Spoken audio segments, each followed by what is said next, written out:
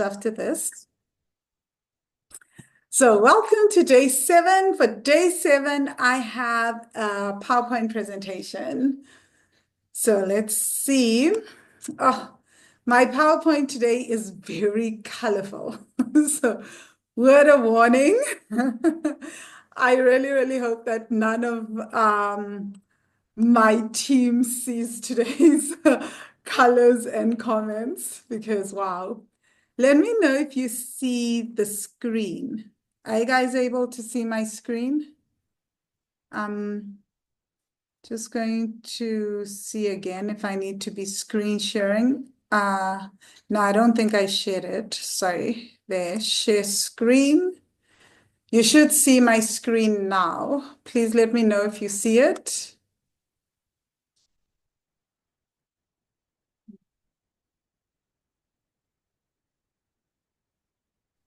Yes, it's visible. Thank you so much, Dorcas. Okay, in which case I'm gonna start here. Welcome to day 7. It says Money Magic Masterclass. Sorry. It's day 7 of the 7-day tapping into ancestral money wisdom training. My mind, I wasn't fully focused on this today. Um, so the journey so far, let's recap. So day 1, we started by listing all of your debt, right? So if you had debt, you listed them all in no particular order. Day 2 was about listing debt in ascending order, right? So from the smallest to the largest. Day 3 was all about understanding your nervous system response to money. And then day 4 was creating a spending manifesto.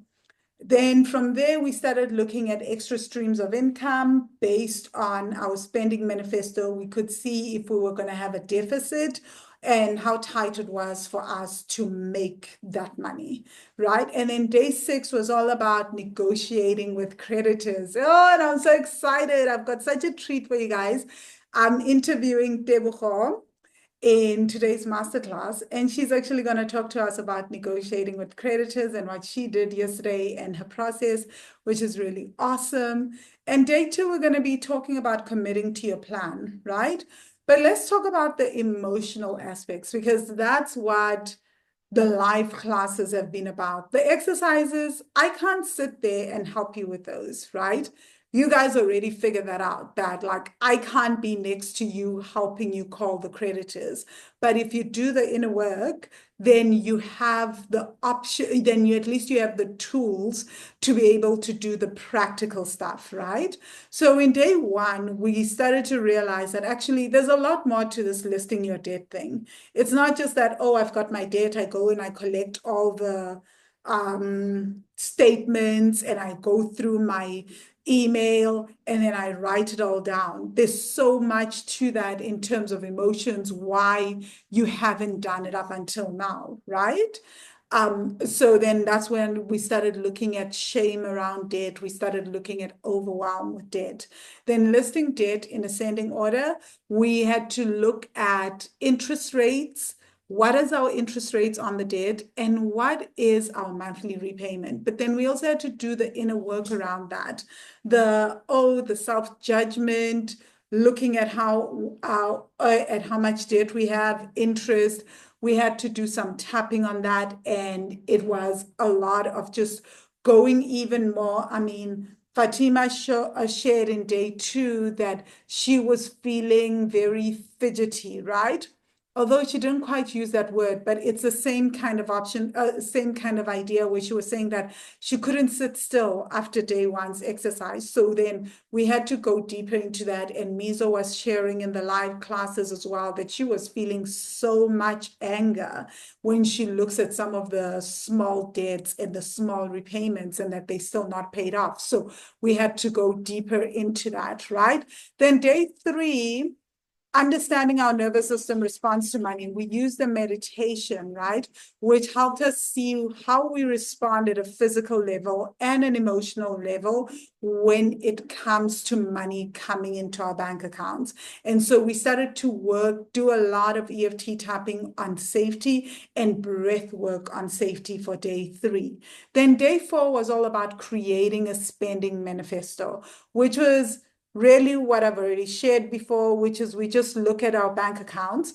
But obviously, because this is such a triggering exercise, I usually do this exercise even at speaking engagements. So when I speak at corporates, I'll have people bring out their bank accounts, and people will have like moments of like mini meltdowns. And I'll be like, I'm right here. You don't have to look at your neighbor, pretend your neighbor isn't there. And then we just do a 5 minute of it, right? And because it is such a triggering exercise for most of us, what we did was we did day 3's exercise to prepare us for that. So even if it's really, the spending manifesto was obviously not as short as you look at your bank account. It was more in depth. So I appreciate that, right? Creating that spending manifesto. So that's why we had to do quite a bit of work to set ourselves up for that. And then we did some inner work to look at how do we feel about the spending manifesto, especially when we start putting our debts in place and we start putting in our minimum monthly repayment in the debt. How does that work? Someone shared in the day 4 live class, I think yesterday, they were saying to me that what I was saying about how in day 4 you move things from one account to the next, and some days you're skipping paying someone. She was saying that's such a reality for her, right? That's such a real experience for her. And it's a real experience for most of us. Again, nothing to be ashamed of. We are all at different parts of the journey on our money journey because we just know what we know and we've been just trying to survive, which then brings us to day 5, where we're talking about survival and how if you want to pay off debt faster, you need to identify extra streams of income. And then we started looking at our ancestral streams of income, how our ancestors have made money through time, right? And how we can start to make money using those ancestral skills. So I want to talk a bit more to that. I'm going to maybe stop the screen sharing and come back because there's something that I think is really, really important to talk about when it comes to day 5 before we move on. But day 6 was all about negotiating with creditors. And yesterday we did a lot of the inner work around just feeling confident enough to make that call. Because sometimes making that call is so scary. A phone doesn't obviously get up and attack us, but making that call has so many issues and beliefs and emotions tied to it. So yesterday we were exploring some of the most common beliefs and emotions that stop us from making the call. Today we're going to go deeper into committing your plan, committing to your plan. But before we go there, let me quickly talk about identifying extra streams of income and that. Okay, so I just stopped sharing for 5 seconds so that I can talk to this because I've received quite a few emails around day 5 and people wanting to know more about extra streams of income. I mean, it makes sense. People read the email and it was an aha moment. I shared my story and people like something when it resonates, right? So, sorry, I'm drinking a mint tea at the same time.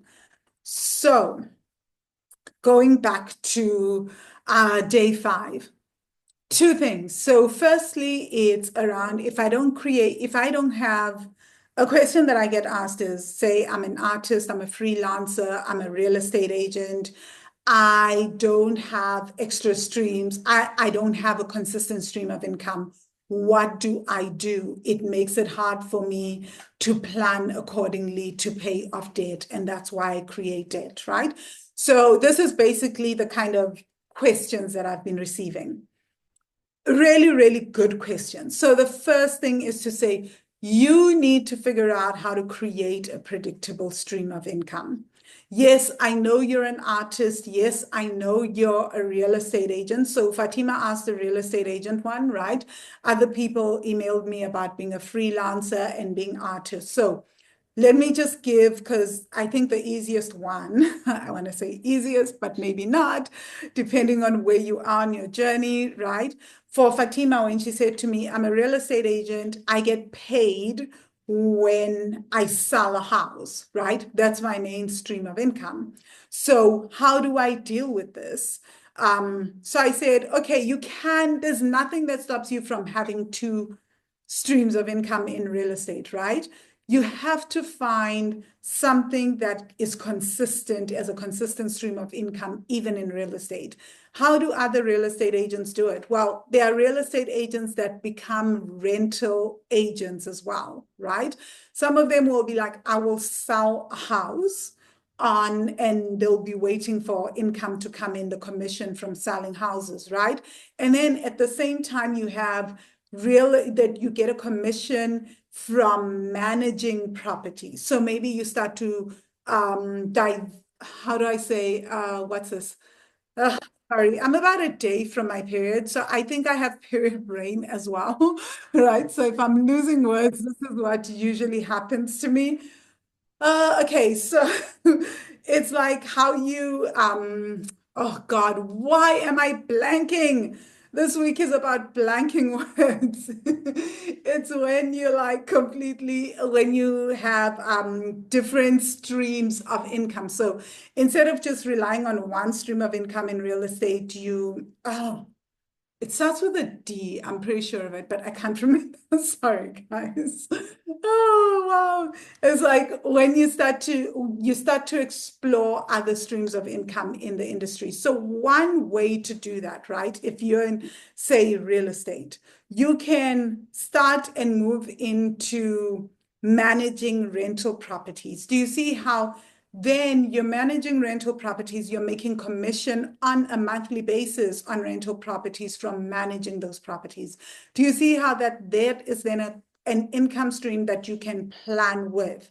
When that lump sum comes in from commission in real estate, from selling houses, I would then suggest that you use that lump sum to pay off your debt, the major debts, right? But this consistent stream of income that's coming in from rent, you can use in other ways. And then obviously it depends. Some people are like, well, rental commission is really low. Then go for really high-end properties. Go for the high-end properties that rent at an insane amount and go for those, right? Other option is Airbnb. So I said to her, if I were you, because I'm already in real estate, I would find ways to manage Airbnb properties. So let me give you a crazy thing about how intense Airbnb can be. In terms of rental fee, in terms of management fees, you can negotiate anywhere from 18% to 30%. In the Cape, I am in that negotiation right now with future Airbnb managers. The first Airbnb manager that I spoke to, that I was like, okay, I have no options. She was saying, I will not do this for less than 25%. We do not manage for less than 25%. When you think about Airbnb, and what I found to be so fascinating is in the Cape, a lot of Airbnb managers, your regular mom and pop managers, also hire cleaners. So they put cleaners on their bill for the month, right? Where they pay them a cleaning fee. And those cleaners, and yet for your Airbnb, they will put on Airbnb an extra 700 Rand or 50 US dollars, right? To clean for you. So they're not just making money from cleaning, I mean, from just managing your Airbnb, they're also making their money from cleaning, right? So you can imagine how most cleaners in South Africa are being paid, right? So they're making a bulk of that from there. So I was like, no, my cleaner stays with me because she gets paid well, and I don't want her going through all that rigmarole. But even so, it's like 25%, right? I am now negotiating to go down to 18% with another Airbnb manager, which will be absolutely awesome and very, very exciting. Doesn't sound that great, right? To some people that are not in the space, but trust me, it seems like quite a bargain. But can you see how when you look at how much rent is on Airbnb in terms of how much property managers can make on Airbnb, and that will be consistent. If you have like 4 or 5 of those properties that you're managing, you are now creating a nice chunk of change. You can easily be going up to 30,000 Rand or about 2,000 US dollars a month in steady rental income. In South Africa, that's a lot. In the US, it will be the equivalent of what 30,000 is to us, right? Which would probably be about $4,000 even, right? So, or $3,000. So think about what you can do in your industry, right? When I've had artists, as we were working to build their businesses, then we had to figure out how do you create steady streams of income? You can teach, you can do coaching, you can do creative stuff, all that. So you have to figure out how to become creative and create that extra stream of income, right? So I hope that is making sense. And that's where a lot of the inner work comes in, right? Because the block, it's easy for me to come and sit here and say, yeah, you need to manage 4 or 5 Airbnb properties. But I know that a huge part of the inner work, why we have the inner work and where the block is going to come in, is for you to pick up a call and go talk to Airbnb owners, right? To be able to approach those owners. I actually have a really cool strategy that I thought of on how you can actually get Airbnb owners to come on board and work with you. But I won't be sharing it on here, right? So if you want to know that, join the Money Magic course. If at any point anyone in the Money Magic course wants to know more about that, I will share a strategy that I came up with that I will never utilize. I have absolutely zero interest, like 0% interest in managing Airbnbs. I've been doing it for myself. This is why I'm now looking for Airbnb property managers. Yes, I've been a super host 4 times over. Airbnb even gave me money for doing that. They gifted me $100, which is really, really nice. And I was like, great. But what I am not willing to do is keep doing this because it is work. But I feel like if this is one of your main things, it's such a cool gig, and then you're also selling on the side and you're doing other things. It's such a great way to create a steady stream of income. However, I do have wealthy money and I do run things like 7-day trainings, right? Which take up 7 days of my life. Can you imagine adding Airbnb management to that? It's been challenging, right? So I was like, nope, not for me. I really believe in hiring people for certain things. But the whole point of this is to say there are many, many people like me who are in the same boat. So if this is something that you're listening to this and you're like, I'm already in something that's real estate related, or I'm freelancing and somehow it ties into this industry, something to think about, right? The huge piece is the emotional piece, because then you have to basically call up Airbnb property managers, you have to pitch to them. And that part is the emotional piece, the pitching, all of that, right? So that's the work that you're going to have to do. So let's get back into this. Let me know if you have any questions, right? Okay, let me close that. So, why is commitment key? Day 7 is all about commitment, right? And it's key because knowing it's different to know something, right? And it's different to commit to something. So I start here by saying knowing is one thing, but commitment creates change. For most of us, commitment actually creates change, right? So if we make the decision to commit to something and to be accountable, and we get accountability partners or we join a group that's on the same journey as us, the likelihood of us succeeding starts to jump up tremendously, right?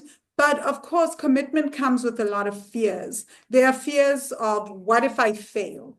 What if I commit to this thing and I fail? And most of us are so scared of failing, right? Because we don't want to find ourselves in a position where we've committed and then now the other people that we're on this journey with that we are accountable to can see us fail, right? So, and a lot of that again comes back to the inner work, working on our fear of failure, our fear of rejection, and ta-da, our fear of visibility. Because at the root of the fear of failure is the fear of others will see me fail. And then what will they say, right?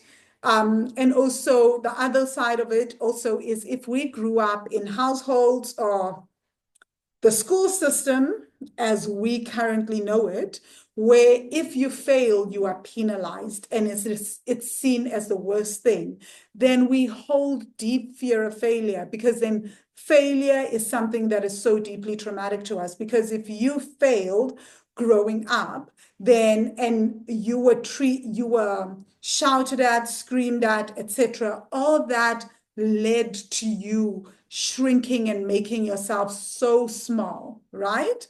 So that's a big thing. And also, not only that, you expect some kind of reprimand whenever you fail. So our inner child that is traumatized needs to be healed because no matter what you do, if you are not committed to a thing, if you do not commit to, no matter what is happening right now, I am going to do this and get out of debt, or I'm going to increase my income, even if others see me fail publicly, then you won't be able to keep going, right? The first sign of failure, the first sign of ridicule, the first sign of criticism, you will shrink and stop taking action, right? So that holds us back so much, this fear of failing. And that comes from childhood, like I said, and comes from our vow of invisibility. It comes from our not good enough wound. So the other reason why we fear commitment is just this belief of what if I can't keep up? So this is all pressure, right? It's pressure on our that we put on ourselves, and it's also pressure that we are sensing from outside sources, right? So you start a thing and then you say, what if I can't keep up? Truth is, what are you trying to keep up with, right? And who are you trying to keep up with? Yesterday, we shared on day 6 that if you can't keep up with your debt repayment, you can always negotiate. So if you can't keep up, you always have options and ask yourself, what are my options here? I can't keep up. What can I do to make it easier for me to keep up? One of the core issues, though, is the human factor, is that we become impatient. We feel we give ourselves time frames, right? We decide I need to get this done within 12 months. I need to get this done within 2 years. I saw my friend down the road have less debt than me or more debt than me, and they were able to pay it off in 3 years, and they were earning less than me. So I should be able to pay it off in the same time period. We don't know our friend's money trauma. We don't know the kind of support system our friend has. We don't know how they split bills in their household and why she was able to pay off the bills, but we are already in keep up mode. We're trying to match them. So with this, it's all about also doing the inner work, and it's about self-awareness when it comes to this thought, right? And this fear. It's how often can I come back to self? And what are some practical things that I can do when I feel like I cannot keep up? Easiest, first negotiate your debt. Second easiest, create an extra stream of income. And again, the lowest option of extra stream of income, not what you hear someone like me preaching when I'm like, oh, you can start off at $2,500. If you know You're not in the Money Magic course. You don't have the support. You're going to be doing it alone. It's going to be a little harder. It may take you a little longer, maybe, or maybe you have to do a bit more research. Then give yourself the grace and start off with the smallest debt. Just say, I'm going to try to create an extra stream of income of just 1,000 Rand or $100 to pay off the smallest debt because that's what I need to pay off first and foremost, right? So you make it easier for yourself. So take away the pressure. And the other one is, what if it's too hard? So this one is definitely a confidence factor, right? Is the belief that if I commit to this financial goal, then it will be too hard for me to do, right? That means that deep down, we believe that we don't have what it takes, right? And that is usually tied to our not good enough wound. And also our vow of invisibility. We do not see our power. We've spent so much time not being able to see our own power, and then it starts to impact us. I hope that makes sense, right? So in today's exercise, that's why the whole thing was about really getting clear on how to commit and who's going to be your accountability on this journey, right? So on our journey to commitment, it is quite normal to have fear. Most of us think that if we feel fear, it means stop. Nothing is happening. We need to just run to the other ends. But it's also possible to feel fear and decide to work with that fear, decide to lean into that fear, to sit with the fear, to explore the fear, to become curious about the fear, right? So this is what some of us have been doing in the last few days, right? The last 7 days, if you've been in the 7 day training, instead of running from your debt and feeling scared of your debt and powering through the debt and pushing through the shame, the guilt, the fear, what you've been learning to do is to work with it, to do EFT tapping on it, to sit with it in your body, to really explore it, right? And some people have started to see that, whoa, this is mind blowing. I'm starting to feel very, very different. I'm not feeling as ashamed. I'm not feeling as guilty. I'm not feeling as scared, right? So they've started to see that actually we can transform, right? That our emotions, we are not at the mercy of our emotions. We can definitely transform and shift everything, right? And the other thing that I think is really, really powerful, and I've spoken about this throughout the 7 day training, is that small, consistent change, small, consistent steps create real change.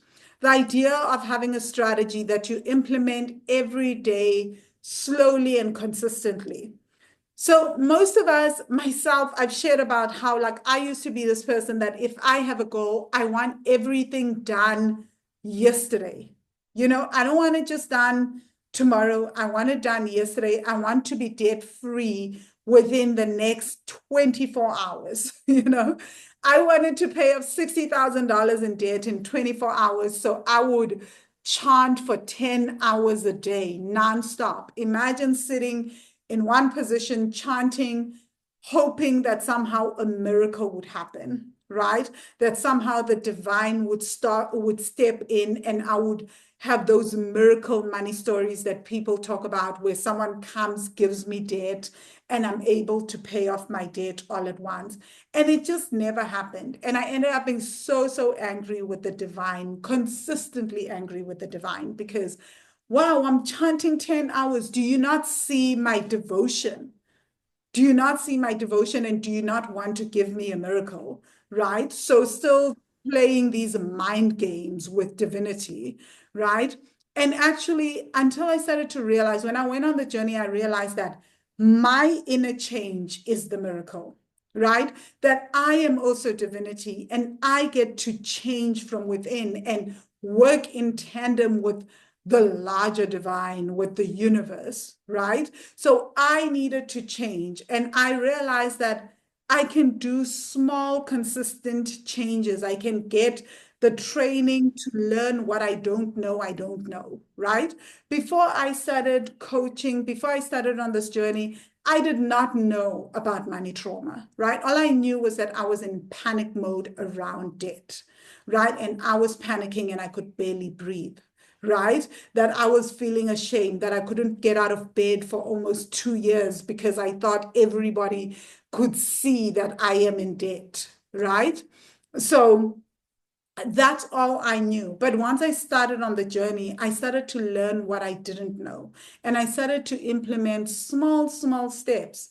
And in 3.5 years, I was debt free, right? So, really small, consistent steps. I know people often even come to me and say, if I take your courses, will I see in like a month, 2 months, 3 months, will I see complete change? And I'm never a person that's going to tell you, yes, that's true. Yes, it's called the Money Magic course. Yes, it feels magical. Once you're on the other end, it feels like, wow, I can't believe I've done that in a few years, but not in like 3, 4 months. Yes, there are people that have those incredible results, but again, there are always going to be outliers and anomalies.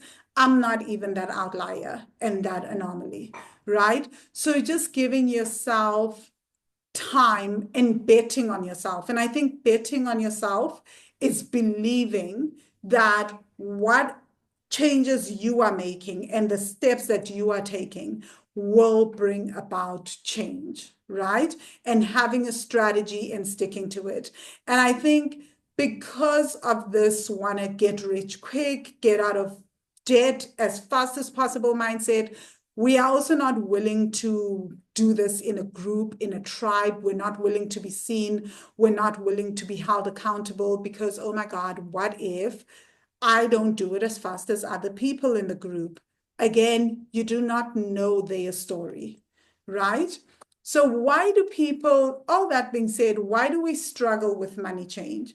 I truly believe that it's that most of the time we try to do it alone. At least I've seen that often with people, my clients included, but I've also seen it with myself. So for years, my biggest shift came in 2011 when I hired a coach and I started focusing on trauma, and then I just kept hiring coaches. It was actually amazing, right? Because I was like, this is amazing. I started to see certain things. I signed up for courses and I was in groups and I had people that were holding me accountable. And for the first time ever, I was able to pay off my debt, right? And also, I think that we don't have guidance and tools, right? So we try to do it alone, but we don't know what we don't know. That for me was really true. I didn't know what I didn't know. My gosh, I remember the first ever session I had with Joe where I found out about Byron Katie. I was like, what? That completely blew my mind. I didn't even know that I could question my thoughts. I thought since I was incapable of positive thinking and affirmations were not working for me, that I was a lost cause, right? So when I found out that I could question my thoughts, I was like, whoa. And that changed my life. That completely took me to the next round, right? Not even in a joking manner. I'm deadly serious when I say it took me to the next step of my evolution, because up until then, my brain would just be like, oh, you think you are going to stop thinking like this? I'm not doing it, and I just didn't seem able to to basically manage my own thoughts. Then I discovered Vipassana and I discovered meditation. And it was just like, wow, mind blown. I didn't know that these things were so transformational, right? So, really, sometimes we don't know what we don't know. And once we know the missing piece and once we learn from others, it can make things go so much faster, which is why working in a group is so amazing because you get to hear from other people. And I know some of you guys in the last 7 days, you've been watching other people share, you've been hearing their stories, and maybe you've been too scared and embarrassed to share your own story, but just seeing other people has made you realize, wow, I'm actually not alone in this, right? And the other thing is that we don't have the guidance and tools. Nobody taught us. We don't know anything. We grew up in households where debt wasn't discussed, right? And we're also just stuck in our ancestral patterns and what I call a trauma loop, right? Because we don't know what we don't know, and because we don't have guidance and tools, and the tools that we've been given are your traditional run of the mill tools. So if you think about the tools that I've given you today, right? A lot of like financial advisors or your traditional financial services companies just simply tell you, have discipline, go to debt review, or some of those things. But now you've gotten new tools, right? You've learned new things. You've learned about EFT tapping. You now know breath work. You now know that, wow, there's guided meditations around money that I can do that can help me understand my nervous system around money. And now you have tools for your toolbox that have given you a deeper understanding of why you behave the way you behave with money. Most of us, and I would say the majority of us, grew up in households where these tools were just not available.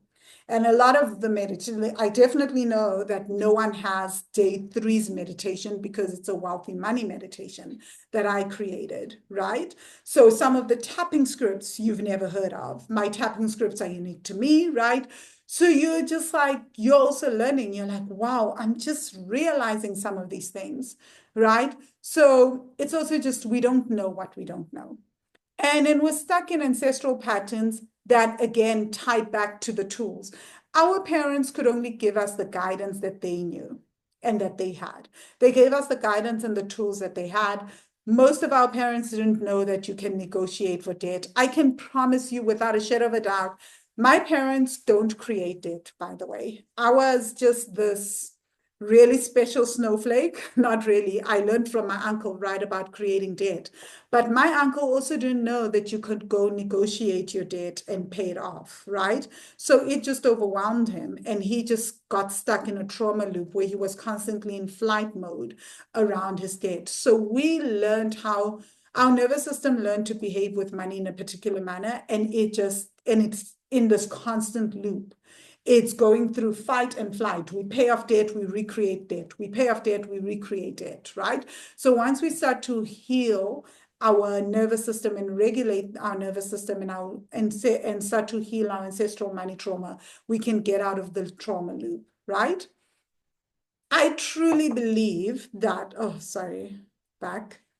I'm just gonna plug in my laptop. I thought it was plugged in, huh? Like, why did it go blank? Okay.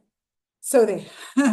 So the secret to financial transformation, according to me, right? You guys may not agree, it's totally cool, but I really believe that it's healing, it's being in community, and it's having a strategy, right? Having a strategy, again, it doesn't have to be the best strategy in the world. You can look at what I've shared to the last 7 days and say, you know what, this strategy is a bit too intense for me. I'm going to have another strategy and use that strategy. By all means, strategy is nothing, right? It's just a plan that you put together for yourself.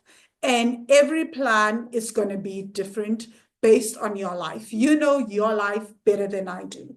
I'm just giving you things that I did. So maybe you're going to look at this and be like, love vanilla strategy, but what if I came up with a whole different method to pay off debt? That is not the avalanche method or the snowball method. There's absolutely nothing wrong with that. Try it out. If it feels right for you, it feels good, do that. But focus on healing. And if you don't want to be in a group of people, but just have that those one or two accountability partners that you can chat to, that you can have as a sounding board, that you can go back to and say, listen, this is where I'm at on my journey, and this is how far I've come here. And these are my challenges, and they can help you with that, right? One thing that I want to say about this when it comes to community is most people know that maybe your friends are not on the journey that you're on. So you're going to try and convince your friends to go on that journey. If they're not on that journey, you are going to get frustrated. And then what I see is people hating on their friends because they cannot hold that space for them and they are on different journeys. That's also not fair to your friends, right? And I'm not a person that says give up your friends and quit your friends, because I'm like, everyone is on a different journey. We can be friends, but we're on different journeys, right? So some of my friends right now are having babies. They are having like a different journey to where I'm at. It doesn't mean that like now I'm going to have to force them to come on this entrepreneurial journey. Do you see how that just wouldn't make sense? It doesn't mean that we can't be friends, but it means that I've got to meet them where they are, right? And that means if I want to discuss entrepreneurial stuff and discuss money stuff, I need to find a community for that, even if it means I have to pay for that community, because most of my friends are also not entrepreneurs, right? So that means that a lot of my communities where entrepreneurship money is discussed are paid communities, right? So something to really just bear in mind, because I see a lot of people get frustrated about that. It doesn't mean you've got the wrong friends, you've got the wrong circle. It just means let people live and you live, right? So, and I always say wealth is not built in isolation. You want to build relationships with people. You want to learn from people. You want to follow certain people. You want to be in community with people that are on the same journey as you. I know when I always talk about how for me, the turning point was making the decision to move to Chiang Mai, Thailand.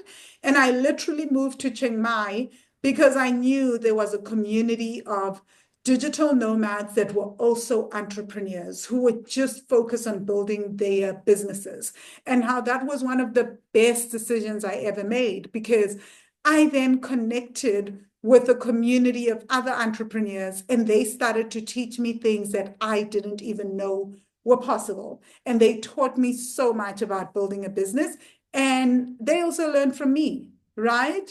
So again, finding your community can make a huge difference. And yeah, I've spoken about the power strategy. But what I want to say is, for me, why the Money Magic course I started the fireside chats was twofold, right? It was one, you can come and get a strategy. So if you're feeling lost, we can brainstorm your strategy, right? But you can also walk away with a strategy that works for you, right? Secondly, it is a healing space, right? So I coach people on that. It works pretty much like a mastermind. And then thirdly, it's all about accountability, because guess what I do every time you come back in the fireside chats on Mondays, every other Monday, I ask you where you are on your money journey and what have you implemented what we spoke about since we last talked, and what are some of the challenges, right? So that's what I love about the Money Magic course. So how does accountability help you stay on track, since day 7 is all about accountability? I truly believe that if we are left to our own devices, we revert to old habits. Some wise person said that, but I definitely think that's true, right? If there's nothing that basically pushes us to change, some of us would never really change, right? Even though we know it's painful to stay the same, right? Or we don't have the support that we need and want to change, we often revert to our old habits, right? So, excuse me, how many people, if you had the 7 days to do on your own, would you have done the 7 days every day? Would you have showed up? Some people did this and showed up daily because there was another person and other people doing this, and they knew that, like, they know that on Monday, March 3rd, this is all being taken down and they won't have access to this anymore, right? So left to our own devices, we do revert to our old habits, right? And interestingly, studies show that we are 65% more likely to succeed if we share a goal. So this is actually a study by the American something something. You guys can literally screenshot this and type it into Google, and you'll see who came out, who did the study. But it's very, very interesting. I had it on the slide. I don't know how I got rid of the studies. Studies, 65% more likely to succeed with accountability. I'm actually looking it up. I hate giving things like this without reference, right? So, according to the American Society of Training and Development, ASTD, so they did a study and they found that most people are not won't follow through on something unless they share their goals, right? That the minute we share our goals with other people and we start being held accountable by other people, and we have people that go, "Hey, how's that going?" And we start to share it publicly, we start to share it with family and friends, and people ask us, "Hey, are you doing that thing? How's that thing going?" We are more likely to succeed. We're actually 65% more likely to succeed, which I found that so fascinating. But I know this to also be true in my life. That when I have shared goals with people and have made that public, I've actually worked towards making those goals a reality. When I share with family, friends, coaches, etc., because now it feels like, wait, I've put it out there and my ego. So this is also very much an ego thing.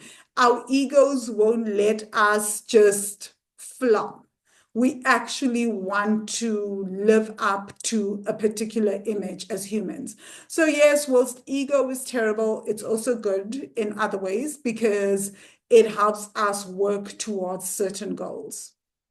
Right. So all I want to say is you don't have to do this alone. And we're going to be talking about the power of a tribe and the debt repayment journey right now with Tebogo. I'm going to stop sharing. Hi, Tebogo. Can I unmute you, ask you to unmute, and you can answer some questions? Thank you, Hi, by Evangeline. the way. Hi. How are you? I'm fine, thank you. Awesome.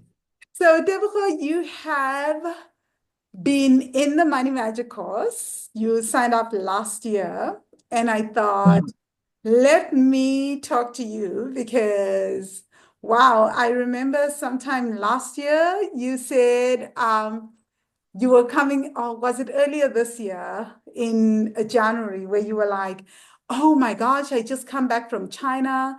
And for the first time, I walked into a shop and I didn't feel like buying everything. And I remember you just being like, what?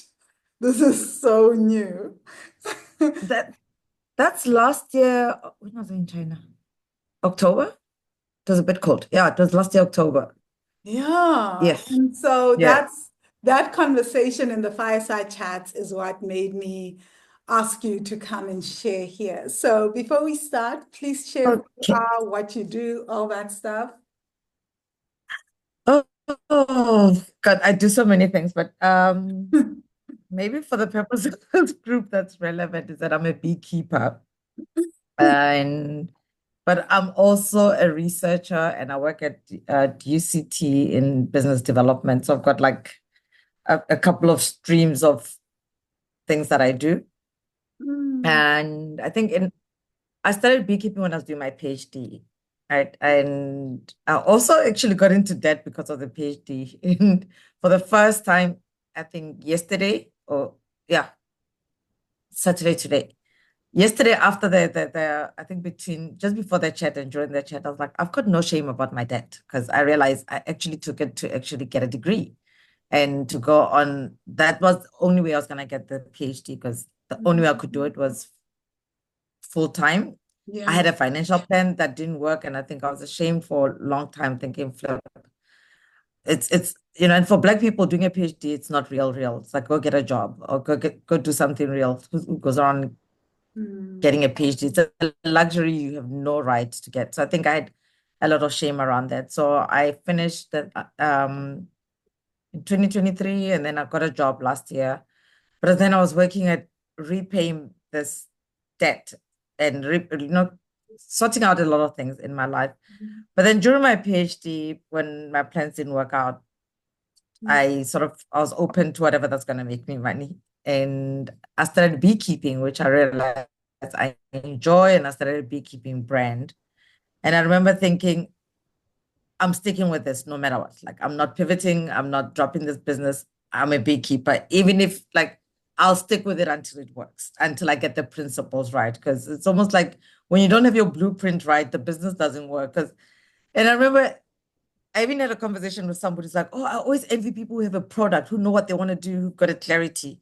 And I was like, that's the most stupid thing ever. Anything is a product because you're a consumer yourself. So anything you consume, you can actually start a business in. Literally, you are the client and you are your own first customer. Oddly enough, I don't even love honey that much, but I sell honey. And I think it's been even my business, I'm not managing it very well because it was paying for my costs of doing a PhD. So I was that entrepreneur who takes from the business, pays fees, pays for groceries, travel, and all of that. And that's also, I think, when I took the course, I realized I had debt, and when I got extra money last year, I wouldn't put it towards the debt.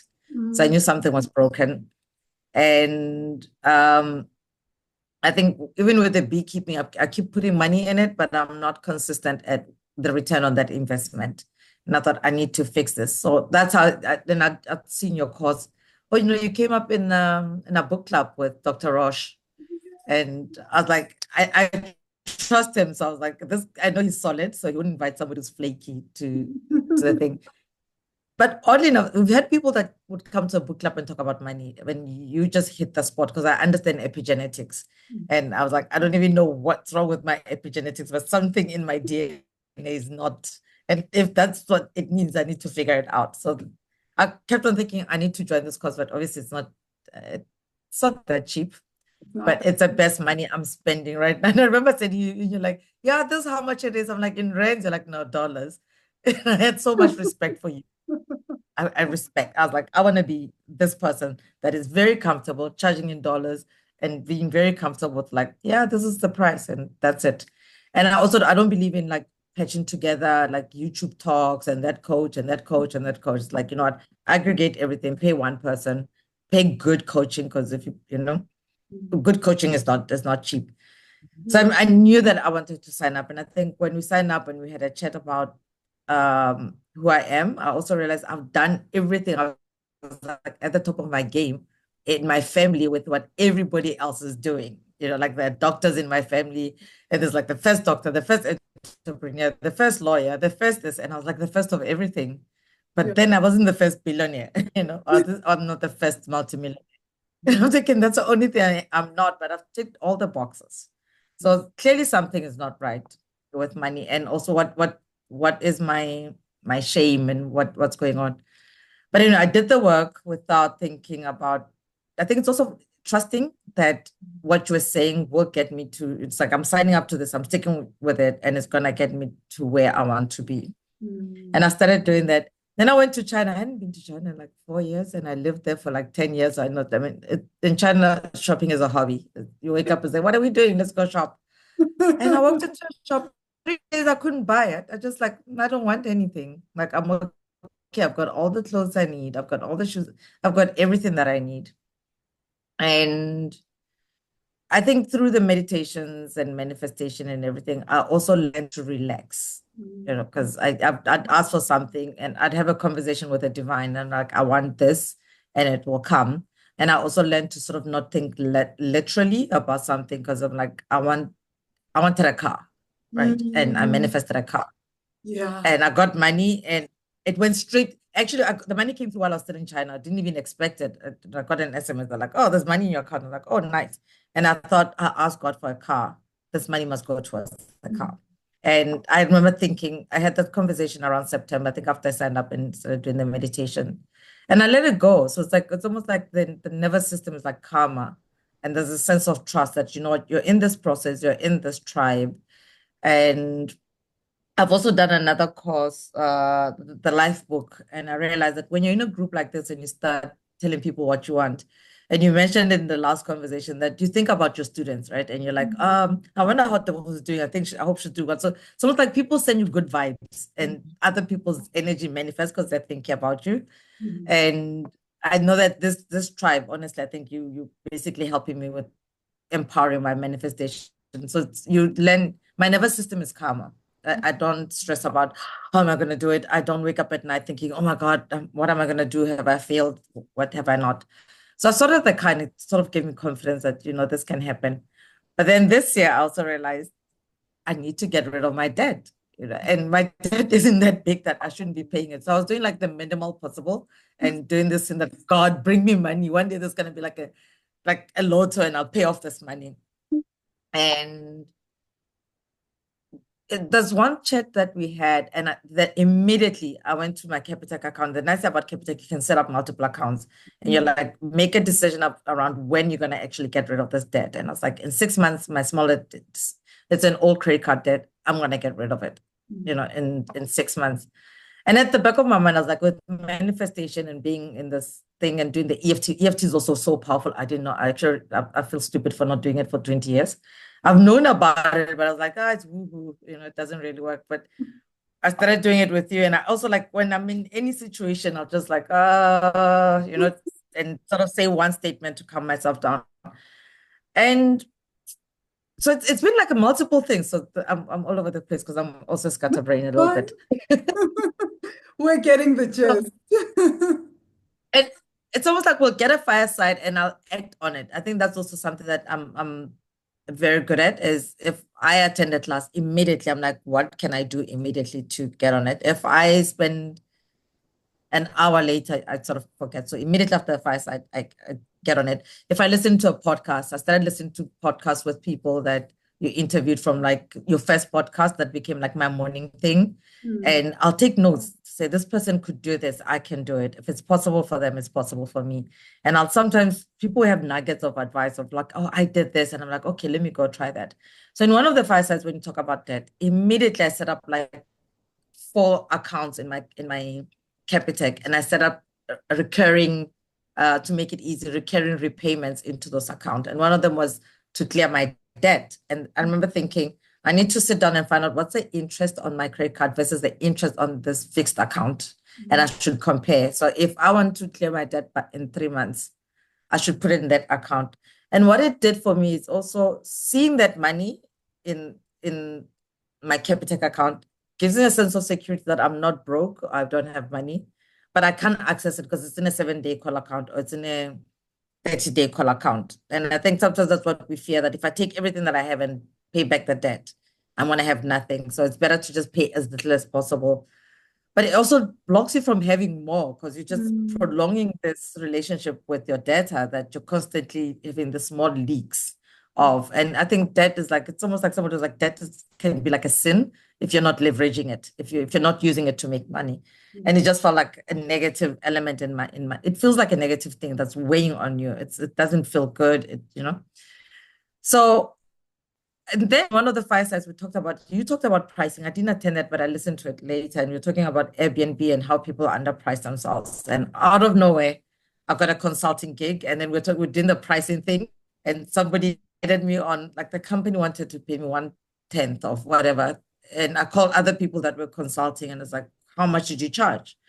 And they told me, oh, we charge X. And I'm like, okay, I'm going to charge X times 2, and they even complained. And when they complained because I'd listened to your podcast, I politely said, oh, okay, if I'm the highest, that's fine. Like, I'm not saying anything. I'm not gonna defend it. I'm not gonna have strategy. I'm not gonna talk about how I should talk to somebody else. I just basically sort of said, oh, okay, nice to hear that. And I thought I'll wait for them to say, let's reduce your debt. But also because I've got a legal background, I went into the contract and I picked on something that was hidden in the contract. And I said, this is costing you a lot. And that's why I'm charging you twice more, because other people are not lawyers, so they're not looking at a clause. So if you want to, and you can do that with any contract, you pick anything. For most companies, it's just better to just give you what you want than change a template, because it needs this lawyer and that lawyer and whatever. It's like, no, okay, let's walk away from that. And so they paid me last week. And I think also between then, because I listened to that podcast and I was happy to sort of say, this is my price, right? Oh, you mean the I'm comfortable charging this. The replay of the fireside. Yeah, because I was like, the fireside. I was like, you should be comfortable charging. And that's what also attracted me to you, is that I want to be like that. I want to be like, this is what I charge and I'm comfortable doing it. And especially like in South Africa, Black girls don't charge in dollars, because like You have to think, I'm okay charging in dollars. I'm okay charging in pounds. I've lived globally. Why must I not charge in pounds? And so it's sort of like getting to a point where you're like, I'm okay charging that. If they don't call me again, that's fine. If I charge lower, that has longer repercussions on me and valuing myself than the company would care. If they think, oh, she's too expensive, don't call her next year, that's fine. But my psychologist is comfortable to say, this is my base level. And psychologically, I'll be able to attract opportunities that are from there and above because I'm telling my epigenetics, I'm informing my system that this is what we're worth. So I was comfortable with that. But then in between, there was that argument with myself about, oh, when the money comes, am I ready to take it all to debt? Do I want to pay all of it? Maybe I want a pair of shoes, or maybe I need to get this. Like, there's lots of things that you're like, I'm gonna take it to that. And then you had another fire chat about, how. And also, I think this group, you guys were all like the monkeys on my shoulder, like, pay your debt, pay your debt, pay your debt. And it's very hard. It doesn't feel like you're gonna be doing somersaults of joy after you pay it. Like, it just feels like money's gonna be gone. But there's also mutual honor that somebody gave you that money, energetically you took it and you did something with it. Whether you had champagne and you pop bottles somewhere, or whether you fed a child, somebody gave you money, and energetically you need to honor the system and return it. The system in the future can trust you with money, or the universe can. And it felt like if I'm not paying that, it's almost like you are in an energetic debt also. And because it doesn't matter how much interest, because it also can be very vile that you borrowed R1 and next thing someone's like, pay $10. And it doesn't, and that's when you realize the miracle of interest, because it never happens when it's your money, but when it's debt, you just like see it. And I've been seeing this money like, go on and on and on. And I'm like, at some point they'll write it off. But the miracle never happens where it looks like they're going to write it off. And then we had another fireside where we had a conversation about paying this money. And I think I brought my issue to say, I'm going to get money. I'm so proud of myself. I charged what I charged, but now this money is coming and I'm jealous of paying it to the bank. And the money came last week, Tuesday. And I looked at it in the morning. I was like, oh, okay. Because I look at my account now every morning and almost every night, but on a regular basis, sort of say, oh, the money came. The old Tebogo would have said, ooh, what am I buying? Or what am I going to do? Like, I would have been like, oh, I got to go do something. But this time I was like, okay, this came, it's going to debt. And I didn't even have to put any security measures of saying, let me move this money to another account so I don't accidentally spend it. And I actually I was at Orange Zegt Market and I saw this amazing pair of shoes and I didn't buy them. I was like, oh, I'll come back in 2 months. Because the money that I have now, I have to pay this debt. But then I thought, I actually want the shoes, so maybe let me negotiate with the bank. Let me call them and see what they will do. And I thought, if I have a saving, I'll buy the shoes. And at 3:45 yesterday, 4:45, like 15 minutes before they close, I called the bank and I was like, they're probably not going to answer me. It's Friday, it's 4:45. And I'm like, I want to settle. What does it mean? And they gave me a discount. It was so small, it was like 5,000. And I was like, no, I want double that. My mom is an entrepreneur and she used to make clothes, so she knows how to negotiate everything she negotiates. She used to negotiate at Edgar's. Like, you'll be so embarrassed. You'll be shopping and then it's like, can I get a discount? You're like, it's not that kind of place. Like, But now I'm like, I've got no shame in my game. I was raised by a negotiator. And it's certainly not inherited. And I actually thought, you know what? I think I want more. And the lady said, I don't think so. And it's like, are you the last person that I would talk to if I wanted a discount? Because the calls are recorded and she can't say she's the last person with authority that you'd talk to. And she's like, no, but also she wouldn't pass on the call without trying. People are given like, oh, you can give an extra 2,000, but maybe that somebody else can give me an extra 5,000. And I was like, I think I want an extra 5,000. And she's like, no, that's never happened. We only give 2,000. Then she suggested I go write an email to whoever and ask for an extra 5,000. But then when I was writing the email, I thought, let me ask ChatGPT, what's the industry amount? And I asked, I want to do this. My debt was this much. What is the most that I can ask for? And I was actually shocked because I used the Chinese one. And I was like, give me the industry thing and write a letter that is compelling but polite. You know, I mean, prompt engineering is the magic because you got to say like, I'm this, I'm that, I'm that. I'm a Black woman in South Africa. I use my money to actually get a PhD, and I want to make good in good faith. What is the industry thing? And he wrote a beautiful thing, but I kept on because you got to edit. I mean, you don't take what it gives you and thinking. And the industry standard is like 50 to 30%. And they're like, no, pay 30% of your debt, which felt criminal. Even then, I was like, no, that's embarrassing. Like, I can't. They're gonna be like, you're joking. Just pay this money. And then I went with 45%. I'm like, I mean, that's good faith. I'm actually, and I wrote in that email that I realized that the industry, and I'll share that letter with you. The industry practice is between 50 and 30%. But in good faith, I'm happy to settle with 45%. Yeah, which gives me like I could get now 5 pairs of shoes from whatever. And I'm leaving. So they'll reply on Monday. But I think still just making that call. And then when I came to the class yesterday, we were talking about that. I was like, oh my God, what are the chances that that's exactly what I did at 4 o'clock? It's almost like, in sync with the class and the psychology of this room. Yeah. And it felt really good. And I hope on Monday I'll let you know how it goes. But I think I'll get a lot less than even just. But the woman that I called actually knows me by name. Was like, oh, Tebogo, okay, for formality, just give me your ID and whatever. And I'm thinking, it's an institute. I don't borrow money from friends because I don't want to be partying and you look at me like, oh, you owe me money. I always say to my friends, go to the bank or go to any institutions. Don't borrow from family and friends. It ruins relations. But so yeah, basically it felt empowering that I don't feel like I want to use the money for anything else. Today, Saturday, I didn't go shopping. I looked at the money. I'm like, until Monday, I don't touch a cent of this money. And I already know I'm getting a discount from the initial amount. I have the full amount, but I still have other debts and responsibilities. And I actually said to them, I've got 2 debts with the same bank. So as soon as you reduce this one, I want to do the same practice and make good of the other debt. It's not like I'm going to buy shoes. I'm actually literally going to move it to the second debt.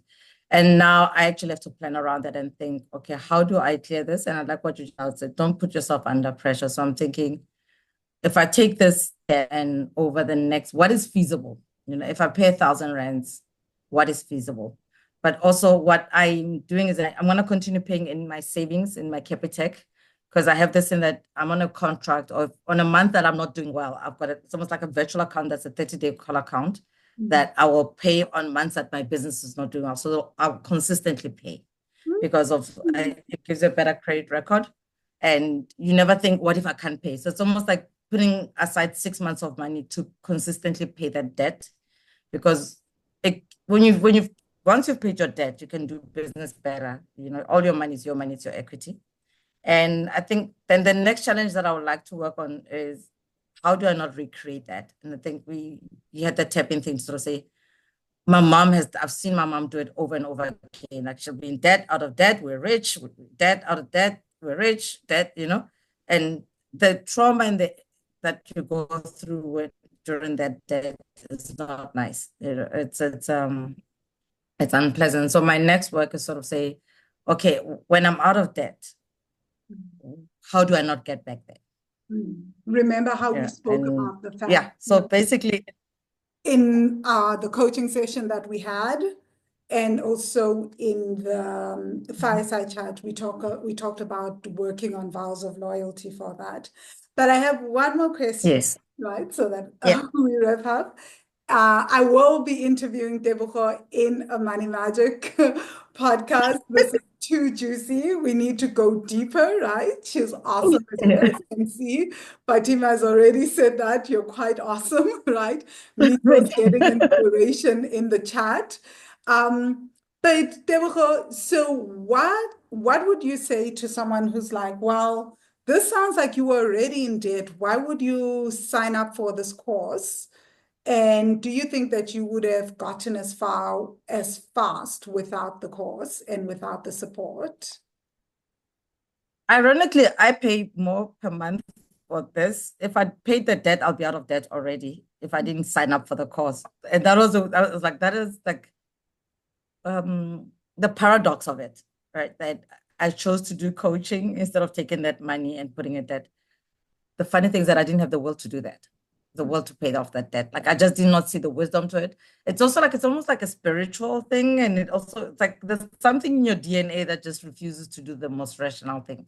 And my undergrad is also I majored in finance. I've been entrepreneurial, but nothing in my DNA felt good about giving that money back because you feel like you're being robbed with that interest that you're watching, but you're thinking it just wasn't possible. I'd do other things with that money, but pay the debt. But since I've been in the course, it changes you. It's like it changes your epigenetics because it's historical information from people you don't know that's sitting in your DNA that says, no, I don't want to pay back that debt. Or it's almost like it enjoys seeing debt.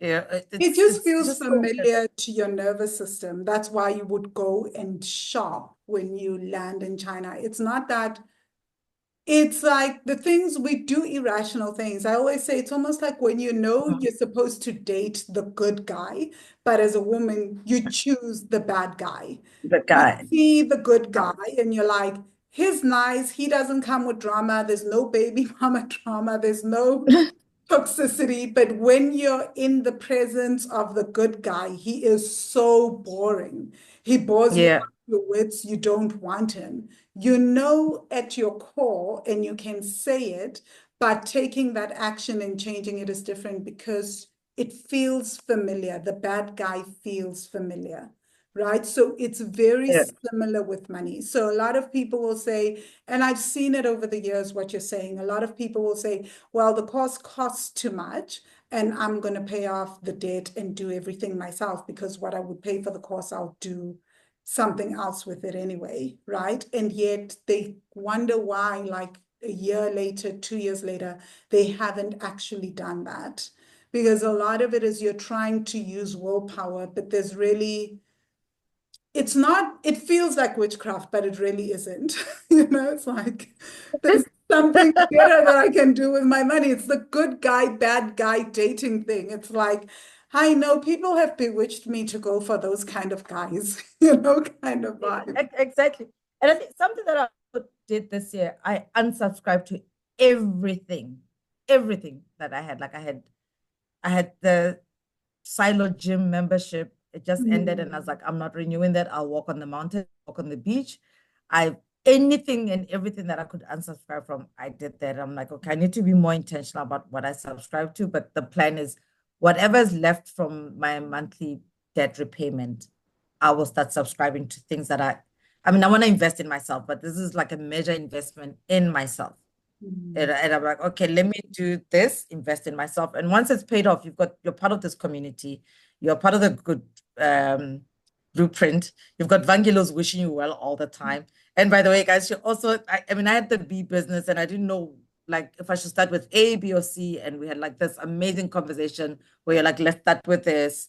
And I'm actually doing that because I realized that's what makes sense. Like, how to stack up my business and grow from that. And I'm glad that I didn't know that I could keep coming back to you and doing that. So I'm going to do that. So Oh, it's sort of like, that's what yeah, coaching is, right? You're getting coaching every other Monday on how to build your business. yeah. So I think it's a lot more than actually I expected. And I knew that I listened to a podcast, it's like these people have done it and everybody was raving about being on this course. I thought, I'm going to do it. I'm going to do it. And you also were talking about something that nobody else is talking about. And I don't know, it just felt like I'm investing in myself. And I know even when I've paid up the course, right? I'm not even thinking about when am I going like, I don't have the anxiety of when am I going to pay off this installment. And I knew that something will always come to make sure that I've paid up for some reason. And once you've paid up, you still have access to the material and you've completely changed your blueprint. That's why I say I was literally able to manifest a car in 3 months with money that like I have a tax consultant. I mean, how I manifest it was strange. I have a tax consultant that I've used for 20 years and she disappeared for 4 years. Out of nowhere in September, she calls and says, we've got to do your taxes for the last 3 years. I'm like, where have you been? I thought she died in COVID. And by end of September, there was money from the tax man coming into my account. And I was like, good, like, what are the chances? But I think, and somebody will say that's not manifesting. I mean, I think I conjured her out of nowhere, from wherever she was. And I think it's just a thing of more confidence in that I'm going in the right direction because I've got guidance, I've got somebody who's hand holding me, I've got someone who knows what they're doing. We have a community that I can come to. And I think the one thing that I haven't done is maybe a direct accountability to somebody. Like if I'm going to say, okay, and maybe just even talking here and saying, I'm gonna finish the second debt in maximum 3 years because the other one was like by June it will be done, and now it's March, and I'm gonna clear it. So I'm gonna say in the next 3 years it's gone, and in 3 years I'm gonna be debt free, and I'm gonna be in positive balance. So I think it's really an investment in yourself. Yeah. So I can't, and it gives dividends every month. Somebody was saying that there's a book that I'm reading, and someone was like, if you invest in something, in an asset, or if you invest in anything that doesn't give you dividends that month, it's not an asset.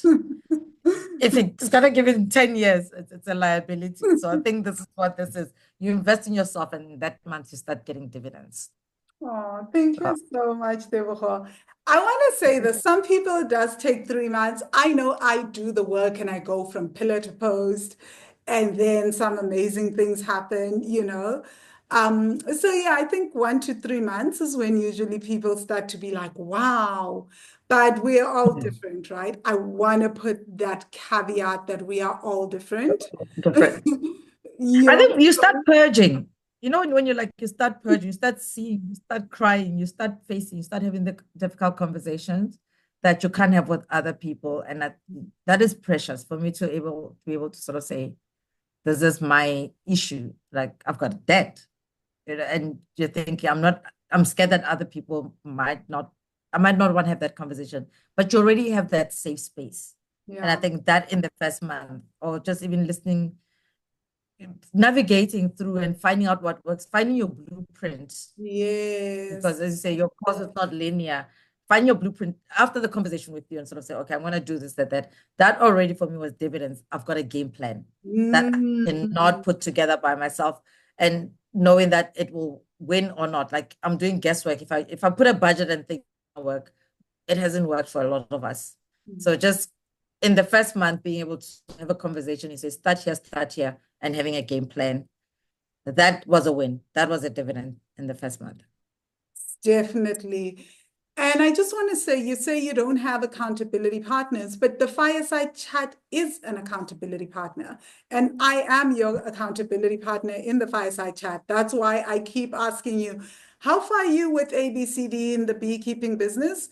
Oh, okay. So you got the money. Are we going to use that money to pay off debt? That's why you hear my voice, right? So that you know that I next do. Monday there's going to be a fireside chat, and I'm going to be like, Tebogo, how's that debt repayment going? How Yeah. far are you? Did you use that? So, and I think that's the power. Most of us think accountability partner is like one-to-one person. I've used accountability. My coaches have been my accountability partners, right? Always. Like I don't have accountability partner in the traditional sense as a friend or whatever. My coaches are, and the masterminds that I'm in are, right? Because I come back and I debrief with you. All an accountability partner is people that just hold you accountable and remember what you said last time, right? And I invested in remembering, which is why most of us get frustrated because we try to use our friends, our significant others, our family as accountability partners. And sometimes those people are like, I'm just here to chat with you. I'm not trying to get into this. Like, I don't know what you're busy with. So you want to often, I think it's nice when you are using accountability partners that are on the same journey as you. Okay. Yeah. So thank you so much, because it's been days where it's just you and I in the chat, and I'm like, oh my God, I'm getting a one-on-one chat for free. It's awesome though. So I love the fireside chats. So thank you so much, Tebogo. Guys, I'm just Thank going to you. continue, but Tebogo is here. Feel free to chat in the chat box.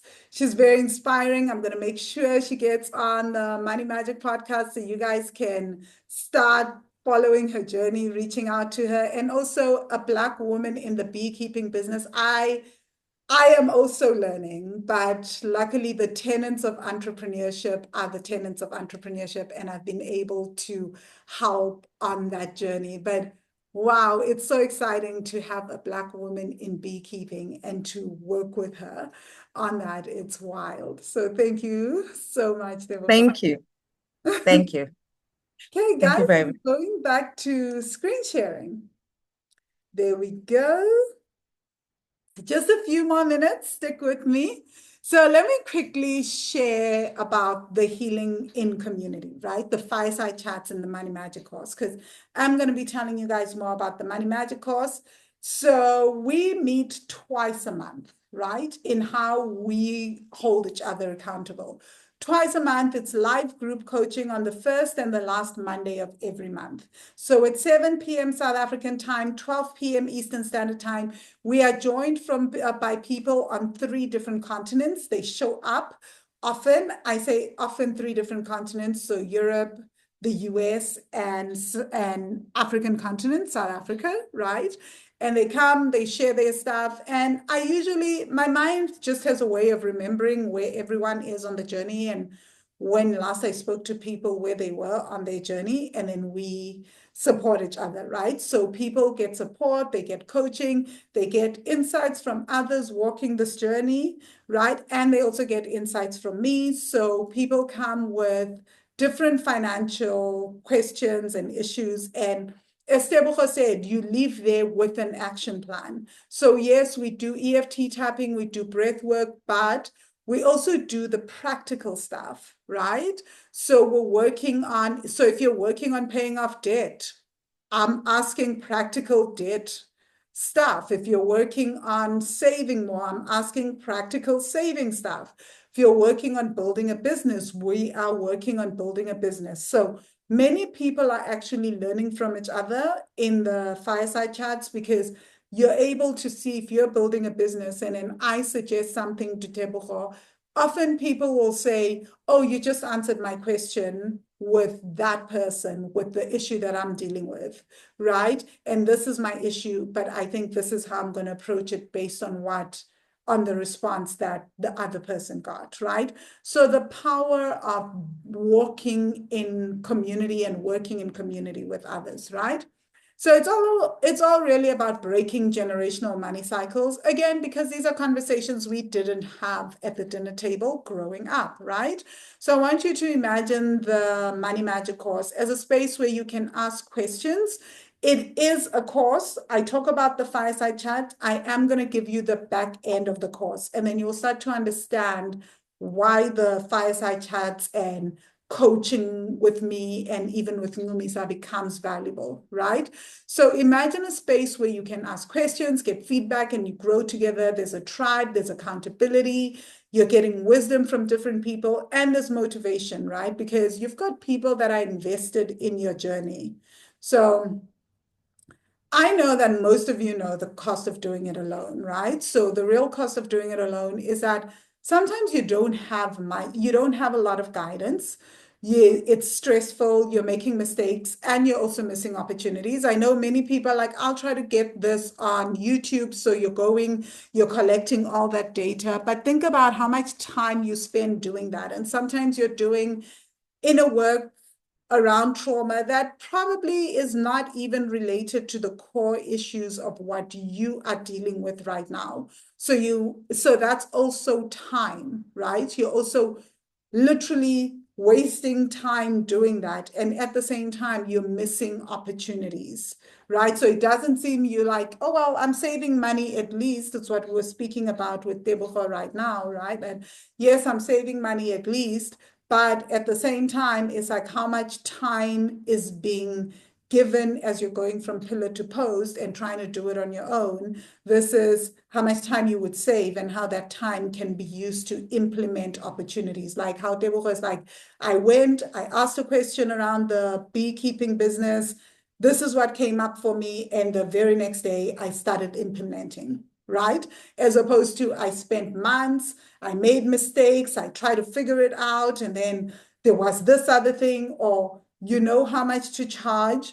And usually you'd be like, oh, well, they say that this is how much they usually charge. And then you try to work it through and make edit mistakes, or you don't deal with the inner, you don't know which inner work to do to be able to just sit still and let them make the decision if they're going to pay you that price, right? So how would guidance and support like this change things for you? That's what I want you to think about, right?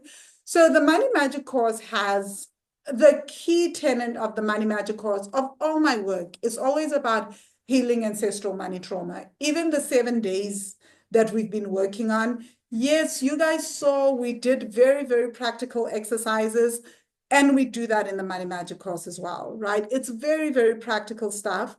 But as you've seen with the EFT tapping, the breath work, the meditations, my aim is always to go down to the nitty-gritty of your trauma, to really work on that, right? So it's all about so that you can eventually increase your income and change your spending habits. So we do start with the inner work, right? And you have been seeing for yourself as well. We do the EFT tapping, we do the breath work, and then you go, you negotiate with the creditors, right? You go, you find extra streams of income. You go, you create, like Tebogo did, multiple Capitec accounts, right? So as you heal your ancestral money trauma, the aim is also to increase savings and pay off debt. That's what the Money Magic course is all about as well. And to stay out of debt permanently so that you don't do what I did for years because I didn't know what the hell I didn't know, right? Where I paid off debt and kept recreating debt. So what you get inside the Money Magic course, right, is the tools to help you heal ancestral money trauma. So we're doing EFT tapping, we're doing breath work, we're doing guided meditations. We do a lot more guided meditations than the EFT tapping, by the way. That's where the bulk of the work is to help you get into your body, right? We're doing different types of meditations. We're going into Akashic records. We even go into past lives. We're calling in our ancestors to help us heal certain things, giving them back their own dramas to heal, right? And cutting and working on our vows of loyalty and rebellion and vows of service, a whole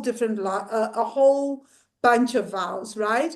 And we're also, as we do this, we're also working on unlocking income potential, right? Again, that ancestral money wisdom that we've been talking about and having a deeper understanding of it, reducing debt, learning practical money strategies. You heard Tebogo talking about different accounts, right? Not all of us will go down that route. You will have your own money strategies and money strategies that work for you, right? And of course, you have lifetime access to the course. So yes, the course is pricey, but you do have lifetime access to the course. You have lifetime access to the community, and we have fireside chats, right? And you also have access to one-on-one coaching, right? So you have group coaching, and you get access to one-on-one coaching with me and one-on-one coaching with Numisa, right? So why this course works? This isn't a quick fix, right? It's about deep transformation. I'm not here to teach you how to discipline yourself, right? I'm not here to teach you how to beat yourself into submission. I'm here to help you, like how Tebogo shared. You walk into a shop and you have no desire to get rid of money. You can sit with money for a week in your bank account without the desire to spend it recklessly. You can sit and plan how to build a successful business and go out and build it.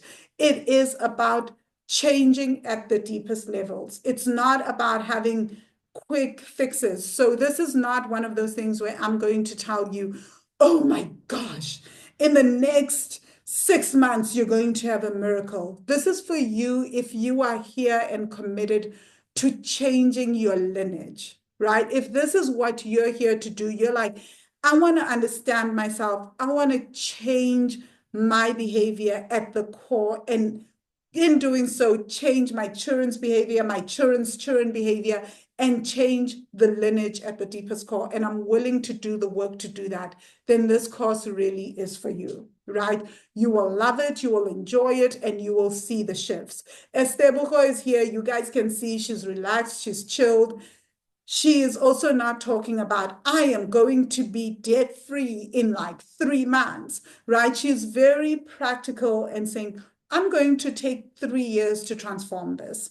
And she's very relaxed. She'll probably transform it in a shorter time period because that's what usually happens.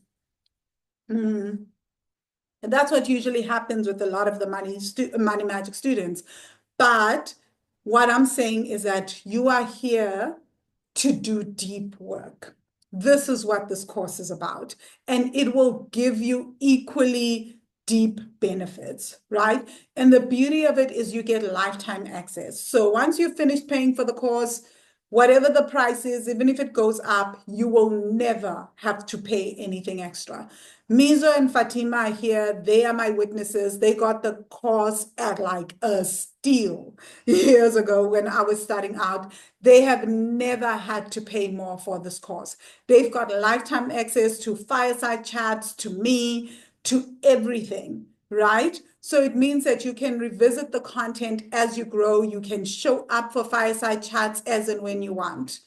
So it really is an investment in that way. So what's possible for you when you do with this, when you do this work? I want you to imagine what happens if you stick to this for a year. If you had to do this level of work that we did the last 7 days, and you had access to the fireside chats, and you could do Zoom sessions like how Tebogo and I have done. I unmute you, I'm able to coach you and help you through certain things and help you with EFT tapping directly for just your issue, right? Related to your issue. Think about where you could be in a year, right? And then reflect on your 7-day progress in the last 7 days. Where were you 7 days ago? How are you feeling compared to where you were 7 days ago and the things that you've learned, right? Now think of that for the next year and having support and community. So I know most people are like, whew, let's hear the pricing. Cool. So the cost is $5,555 US once off. I do charge in dollars, so I did a conversion. It is for everyone else that's South African. The reason why I charge in dollars is quite simple. 45% of my clients are not South African. The US dollar is the international currency of trade, right? So I'm also making it inclusive for everyone else, for all my other clients, right, that are based in other countries. So it is $5,555 US once off. So you pay once off and you get lifetime access. It is in South African rands, that's 103,000 rand and 70, it's 103,074 rand, right? You save, if you take this lifetime option, you save 3,325 US or 61,696 rand. But there are payment plans. I'm very much aware that not everyone can afford to pay once off, right? We have different ways of how we are working with our money. So there are payment plans depending on where you are in your journey. So you can pay over 10 months, choose the 888 US dollar per option, 888 US dollars per month over 10 months, or 16,477 rand per month for 10 months, right? You still get access to the course. You pay at your pace. You still get lifetime access. Or you can choose to pay 444 US dollars, 8,250 rand per month for 20 months. So over 20 months, you pay, right? And again, you still get lifetime access. You get access to everything. You get access to fireside chats. You get access to me, all of that twice a month, right? You also, at the moment, I am in the process of also migrating the course. So we are going to be moving to a new course platform that has a Facebook group-like feature. Not Facebook, but a Facebook group-like feature where we can post again like we do on Facebook in groups, right? So I can then start teaching again like I used to in the Money Magic course in the groups. And I'm still going to keep the fireside chats, right? So you're still getting all of that. So I thought, well, if people want to join in the next 2 days, I should probably give them a bonus, right? So my exclusive bonus, and I couldn't decide what am I going to do with this exclusive bonus? What am I going to give you guys? So if people decide to join within the next 48 hours, anyway, when you sign up for the Money Magic course, you get a coaching session with me and you get 2 coaching sessions with Numisa, right? But I thought, what if I give people access to one-on-one coaching to meet with me for at least a month? So I give them 2 extra coaching sessions. So you're not just getting the usual 1 hour coaching session when you join the course, but you're also getting private coaching with me for 2 hours twice, right? So you're getting 4 hours in coaching in total in the first month that you join, and you're getting all that additional support with me, right? And you can choose to say, no, I want to space that up over 3 months because you get the first hour of coaching with me, right? So if you want one-on-one coaching with me in the second month and the third month to get that additional support, you're welcome. But that's if you do it within if you join within the next 48 hours. I don't care whichever option you take to join, right? That's up to you. I will be closing the course again for registration on March 8th, 2025. I used to have this course open 24/7, right, in the last 2 years. But I decided I actually like the way that I used to run the course before, right? Especially when I used to have that Facebook group running in the back. It used to take a lot of my time. So the course would just open and close on certain dates. So I'm going to be closing the Money Magic course for registration on March 8th, 2025. So you have up until March 8th to join. But if you join between by the end of day, March 3rd, you'll get access to that exclusive bonus of coaching with me, right? And I'll also send you the Next Level You Womb and Money Journal, right? Because I kind of love when people do the Woman Money Journal and coach with me at the same time. It just has so many benefits for me as a coach and for you as well. It makes both our lives so much juicier, right?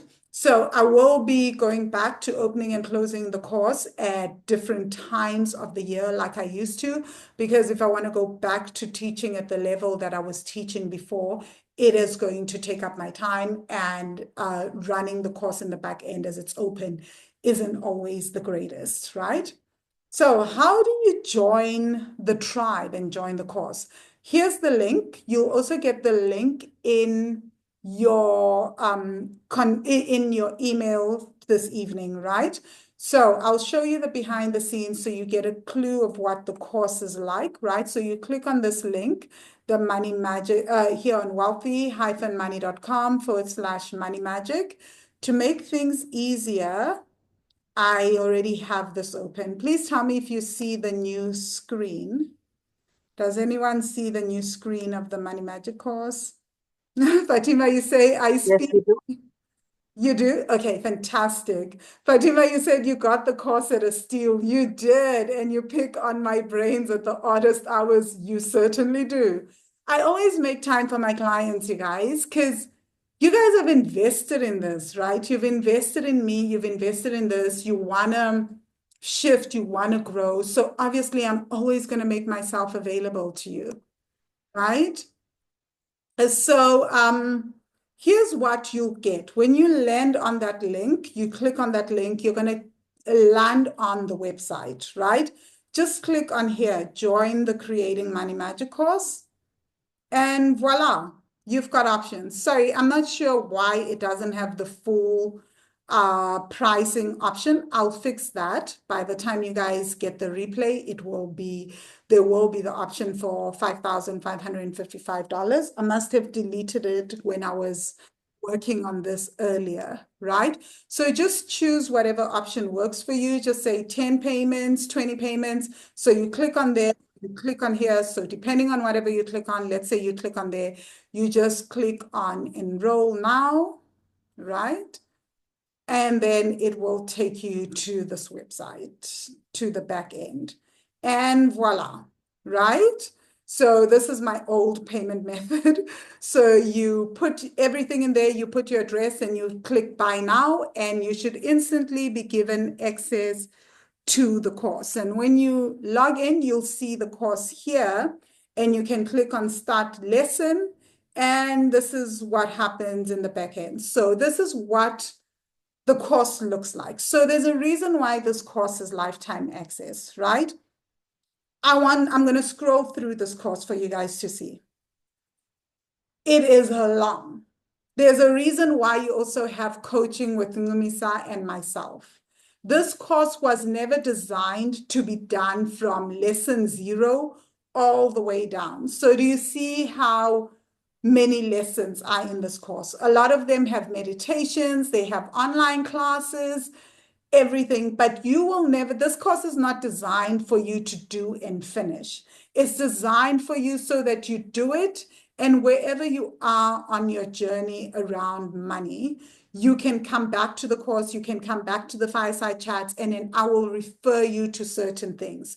So we are not all going to be doing the same lessons in the course. Nothing on the screen, Van. Is it meant to be the last screen on how to enroll? No, are you guys not seeing it? Mm-mm.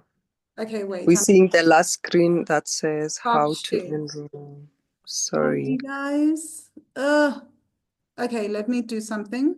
I think it's weird.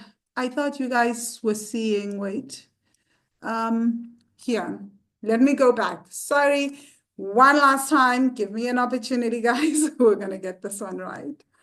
Thanks so much, Mizo. So I'm gonna share here. Do you guys see this? Mizo, are you seeing this?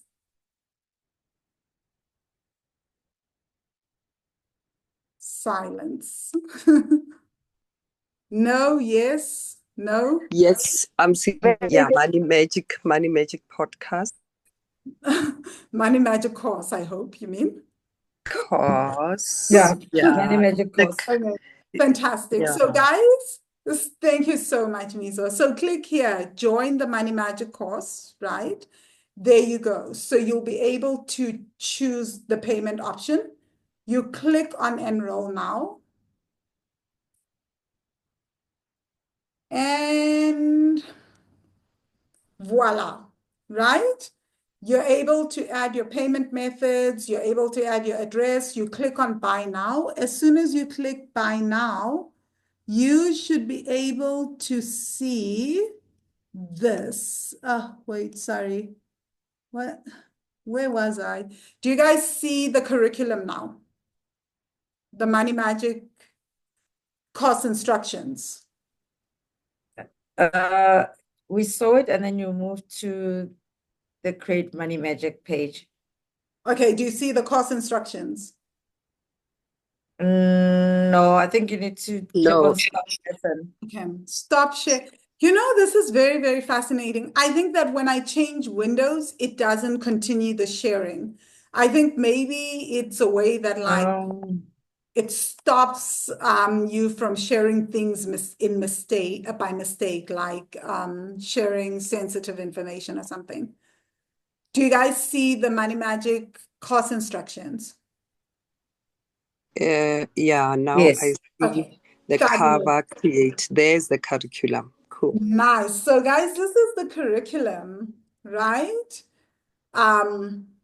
Here we go.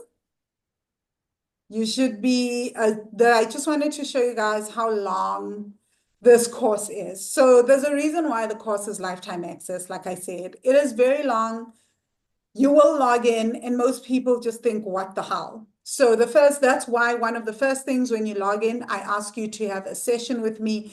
And then based on the coaching that we have, I will then guide you and say, for the next 6 months, these are the lessons that you're going to work on. And then I'm going to send you to Ngumisa for a month and say, start with this lesson for this month. And then you're going to work with Ngumisa for the next month, right? And she's going to help you with the lessons and the course so that you can become comfortable with understanding how the course works, how you do the meditations. And then you've got access to Ngumisa for a whole month on WhatsApp. And Ngumisa is also going to work with you on how you work with your womb, right? So it will be great if you have the womb journal as well. That extra 48-hour bonus is quite awesome, right? By the way, Fatima, you're getting the womb journal for free, just to say thank you for all the interaction. So I'll be asking for your address soon so that it can be easily mailed to you, because you were the most interactive in the 7-day tapping into ancestral money wisdom training. So I chose you to gift that too, because I know for others, they were not as willing to be as open, but you really pushed yourself. Misa, you did too, but Fatima commented a lot, right? So here we go, guys. This is just giving you a feel. And this is why I'm saying that if you can imagine how long it has taken me to gather this information, to gather the research, to come up with the meditations, all of that, the exercises that go with each lesson, you also know that even if you do this on your own in YouTube and try to gather this information, it just won't be the same, right? So I hope that helps you, that gives you a better understanding on what the Money Magic course is and how the fireside chats help, right? Because you get coaching with me when you sign up. Then you have Ngumisa and she's teaching you and she's coaching you for a month. And then you get access, to me every other Monday on the fireside chats. And then we're following up on what your goal is. The first coaching session that you have with me when you sign up is to better understand what is your money goal? What is it that you're working on, right? What is it that you're trying to shift? And then I'm working with you to really shift that. And that's when you keep following up on the fireside chat. So do you see that you don't have to be scared that, oh my God, this is overwhelming. This is too much. I will never give you more than 6 or 7 lessons to do in 6 months. That would be crazy. So, and not even a module. I'm talking about lessons, because the lessons are meant to be done over and over again. So you don't have to freak out and say things like, oh my God, I won't be able to do this. I won't be able to keep up. We've got support. And then there'll be the added support of the group on a daily basis that's coming up, where I'll be teaching things, where I'll be explaining certain things more in depth. So you'll always have access to ask questions and to have support, right? Mizo, you say you've only done 17% of the course in almost 8 years, right? And you've gotten incredible breakthroughs, Mizo. You haven't had to do the entire course to get a breakthrough. 17% is a hell of a lot for this course, right? So Fatima, I say thank you. It's a pleasure. Mizo, you say you've just started your new journal, first one in full. Yay! I love that. I'm also just still on the first one. It takes time. This journal brings up a lot. I run, I come back.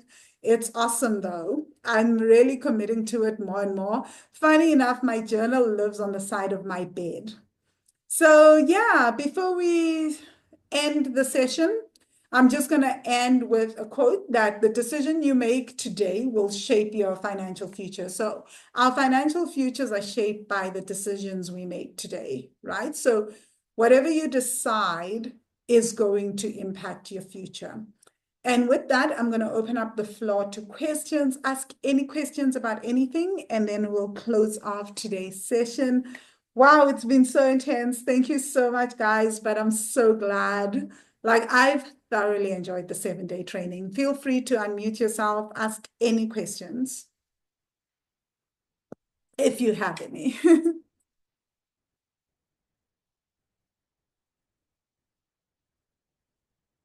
Van, I'd like to ask, please. Yeah, please.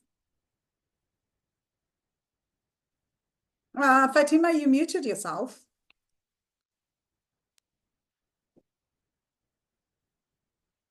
I'm going to ask you to unmute. Can you hear me? Please tell me. Yes, I can hear you now. Okay, cool. I'm just teasing you. Do we also have access to, I can't say her name like you can. Do we also have access to Nkomisa as the new students would have? No, you do not. Okay. So the new that's fine. pricing also includes payment for Numisa's coaching fees. So You guys jealous. came in Okay, the but it's early fine. Yeah. stages. But you guys you have access to me on the fireside chat. You've always had access to me, right? Yes, that's true. I'm just not sure why I didn't take full advantage of the fireside chat, but I'll be sure to be joining that now. Yes, no, definitely Thank you. join, Fatima. I keep telling people that I keep telling a lot of the Money Magic students that the fireside chats are incredible. I hope Tebogo has convinced you to be like, yeah, I need to take advantage of whatever's happening there. Anyone else? Yes, definitely. Yeah. Thank you so much. Thank you, everyone. Thank you, Fatima. Anyone else have any questions? And Pindile, you say, thank you so much for your selflessness in sharing these 7 days with us. Much appreciated. Oh, it's a huge pleasure, Pindile. I'm so glad I could share this with you guys. Anyone else have any questions before I close off today? Okay, we're all good. Guys, I do not take lightly. More people joined. You guys have been amazing. To have you here in the I'm saying fireside chat because I'm so used to that now. To have you guys here in the masterclass for for the 7th day has been incredible. Please redo the exercises if you can, right? Everything is coming down by Monday. So by Monday morning, everything will be raised, right? I'll keep the group open and archived, right? So I'll keep the group open and unarchived until 8th of March. I'll be sending you emails about the Money Magic course, inviting you to sign up for the course, all of that stuff. So keep a lookout. Tomorrow, I'm going to have another live session here on Zoom at 5 p.m. with Numisa, so you guys can get a better understanding of who she is and what coaching with her is like, right? And get a feel for that. Mizo, you say I needed the tapping for a totally different reason. Thank you. Oh, it's such a pleasure. Dorcas, you say, thank you, Pangile, for these life-changing sessions you had with us. Always a pleasure. Thank you so much, Dorcas. I wish you guys a wonderful evening or day wherever you are in the world, and feel free to ask questions. The replay will be up until March 8th, so you can take a look at this replay, but all other days are coming down on Monday. So have a fantastic day further. I look forward to hearing from you guys. Feel free to send me emails, any aha moments, your shifts, everything. Cheerio.